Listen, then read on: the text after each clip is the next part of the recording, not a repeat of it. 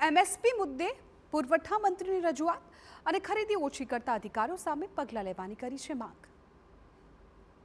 ગુજરાતમાં ખેડૂતોના પડતર પ્રશ્નોને લઈને અન્ન અને નાગરિક પુરવઠા પ્રધાનને એક મહત્વની રજૂઆત કરવામાં આવી। રાજ્યમાં મકાઈ, જુવાર અને બાજરી જેવા ધાન્યોના બજાર ભાવ ટેકાના ભાવ એટલે કે એમએસપી કરતાં પણ નીચે ચાલતા હોવાથી જગતનો તાત ચિંતામાં મુકાયો છે।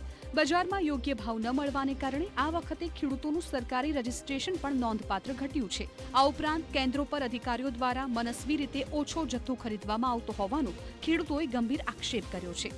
જ્યાં 6000 કિલો અનાજ ખરીદવાનું હતું ત્યાં અધિકારીઓએ માત્ર 2000 કિલો જ ખરીદી કરી છે, જેથી આવા ભ્રષ્ટ કે આળસુ અધિકારીઓ સામે કડક પગલાં લેવાની માંગ ઉઠી છે।